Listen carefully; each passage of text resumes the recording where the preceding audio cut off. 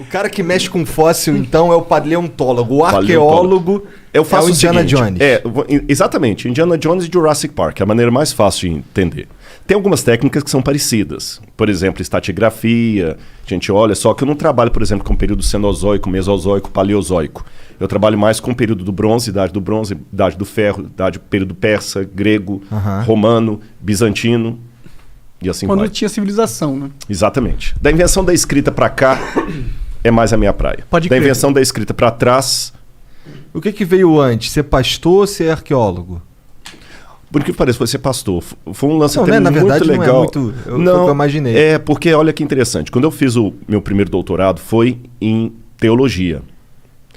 E ao mesmo tempo que eu fazia o doutorado em teologia em grego do Novo Testamento, eu fazia a faculdade de filosofia. Foi aí que eu tive a oportunidade de ser aluno do Pondé. Entendi. Lá no Centro Universitário Assunção, e a PUC também era ligada lá. Então eu fazia o doutorado à tarde e a faculdade de manhã, e 2 dias da semana eu voltava para Engenheiro Coelho para dar aula. Aí eu fiz... Aí quando você faz o programa de doutorado, na época da tese, você tem o major e o minor. Você tem uma área de concentração maior e uma menor. A minha maior era grego do Novo Testamento. A menor, eu escolhi arqueologia bíblica, mas por uma única razão. Eu falei, vai ser a minha única oportunidade de conhecer a Terra Santa. Aí eu fui para lá. Cara, quando eu cheguei lá, que eu vi a arqueologia, eu me apaixonei tanto pelo negócio. Aí escavei em Shahar Golan, e fiquei muito empolgado com a coisa. Aí comecei a fazer outras escavações, fui escavando, aí fiz um curso pela Universidade Hebraica. Depois eu fiz um pós-doc em arqueologia pela Andrews University, lá dos Estados Unidos. Depois eu fiz o outro doutorado em arqueologia na USP. E foi muito bacana. A primeira vez que eu fui para Jerusalém, quando eu estava voltando, eu lembro que tem uma frase que os judeus falam muito, que vem desde a época do cativeiro babilônico, Lashana Rabaa ve Yerushalayim, ano que vem Jerusalém. O cara falou, você vai voltar aqui? Eu falei, nunca. Porque voltar lá... Então, Cara, foi em 1998. Ano que vem Jerusalém, é aquilo tudo? Lashana, ano, né? Lashana Rabaa, ano que vem, e Yerushalayim, Jerusalém. Né? Estaremos em Jerusalém. Porque os judeus, quando estavam presos no cativeiro, e Jerusalém destruída, a esperança deles é que no próximo ano a Páscoa fosse celebrada em Jerusalém. Entendi. Então criou-se um lema. Eu falei, nunca. Voltar a Jerusalém é como Armstrong falar que é voltar à Lua. É uma vez só. Mas olha, Deus me abençoou tanto que nesse lance de ir para escavar e ser guia, eu consigo ir, porque embora eu não receba salário por isso, eu tenho a minha passagem da minha esposa garantida. Sim, você pode ir lá aproveitar as Você está experiências. entendendo? que Exatamente. você Eu vou para queria. trabalhar. Porque o dia inteiro mostrando sítios arqueológicos e tudo, quando vai para escavar também, a universidade também ajuda nesse sentido e tal. Cara, eu já fui mais de 30 vezes. Da hora. Como que é uma escavação lá?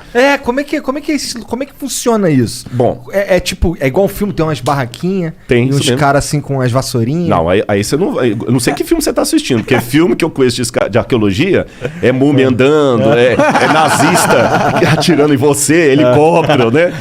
Ah, então é assim. É assim, caralho? Cara, Bem mais legal, né? Bem, mas ou não, né? Corre o risco de vida. literalmente, a arqueologia é uma vida em ruínas. É o seguinte, você primeiro...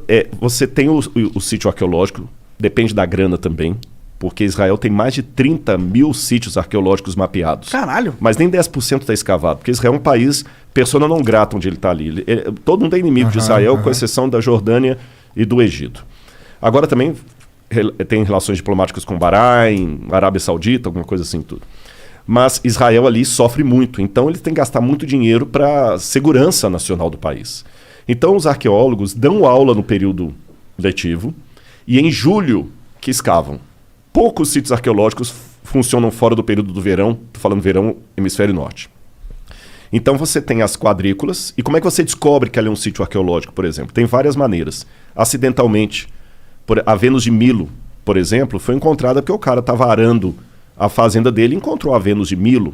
Sério, que o Brasil, jogada? Jogada, porque o Brasil é um Que país loucura. de história muito nova, 1500 para cá. Então qualquer coisa que tem 200 anos, pô, antigão. Israel, Jerusalém foi construída e reconstruída, passou pelos cruzados, pelos mamelucos, pelos persas. Cidade que tem 2.000 anos, 3 mil e tantos anos. Cara, que loucura que a Vênus de Milo tava assim jogada. Era uma floresta, assim? Não, tipo? não era floresta, era uma fazenda mesmo. Isso não é anormal. Mas ela tava só parada no meio da fazenda? Não, tava no chão. Aí, O cara foi fazer um soterrada, buraco ali, entendi. soterrado, ele achou. Muitas. Mas quantos anos ela ficou soterrada lá? Isso é muito loucura, Mas fica, né, mano? isso é normal lá. Se você for, eu não sei se você já foi alguma vez à Itália, lá no Vaticano. Nunca fui. Não. Tem o Museu do Vaticano. E tem um museu ali cheio de estátuas. Tem a estátua do Laocoonte. Foi encontrada também numa fazenda, assim. Então o pessoal encontra. Às vezes um arquiteto, um engenheiro, está fazendo uma obra, encontrou alguma coisa. No Que Brasil viagem. acontece isso em menor escala. De vez em quando acontece. No Rio de Janeiro, os caras estão fazendo, encontraram uma coisa lá antiga. Então vem a gente aqui no Brasil chama IPEM, que é o Instituto de História daqui do Brasil. Lá é o IAA, Israel Antiquities Authority. Eles vão, então, mapeiam. Aí você pode ter uma arqueologia de resgate, que, olha, você tem 20 dias para limpar tudo. Ou você pode entrar com uma ação com o governo, pedir para mudar aquela plana, uma rodovia, por exemplo, que é muito importante que encontrou ali. Aí faz as quadrículas, escava, depois cobre, volta no verão seguinte e escava. É um trabalho meticuloso. Como que escava isso aí? Tem várias maneiras de escavar. Mas geralmente você faz as quadrículas, então imagina como se fosse um grande tabuleiro de dama. Cada um fica dentro da sua quadrícula e vai escavando, não é fazendo buraco não, você vai ter que descer no nível por igual. E vai percebendo a estratigrafia. Porque o que acontece?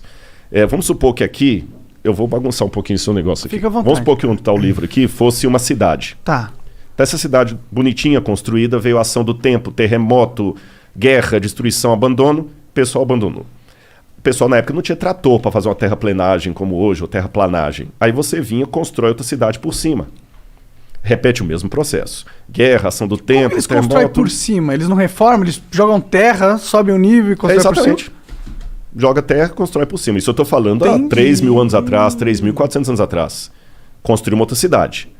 Aconteceu a mesma coisa. Veio ataque, guerra, abandono, botaram fogo e tudo. Veio um outro pessoal, construiu outra cidade. Depois eu arrumo de novo os escudinhos. Não, aqui. fica à vontade. O que acontece com o passar do tempo? Você vai formando uma colina de camadas arqueológicas. O que está mais embaixo é mais antigo, o que está em cima é mais novo. Aí que vem um lance que pouca gente sabe. O grande dilema do arqueólogo é que para descobrir o passado tem que destruir o passado. Vamos supor que essa segunda camada Faz aqui sentido. seja do período grego.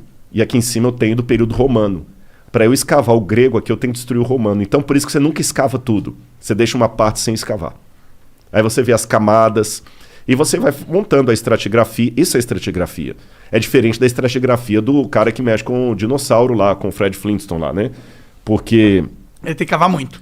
Hã? Ele tem que cavar Tem que muito. cavar muito. Ô, Fred, vamos fazer agora uma escavação, Fred.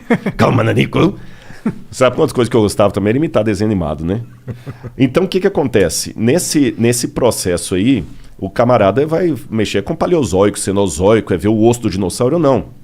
É construção humana. Então, pela cerâmica local, carbono 14, que você usa no material orgânico, você vai datando os estratos. E fala, isso aqui é um período tal, isso aqui é o período X, o tipo de cerâmica. E vai escavando, pegando as peças, leva para o museu e vamos recontando a história, uma história em fragmento. Entendeu? O passado da humanidade é um quebra-cabeça de 10.000 peças, 9.500 foram para o Beleléu.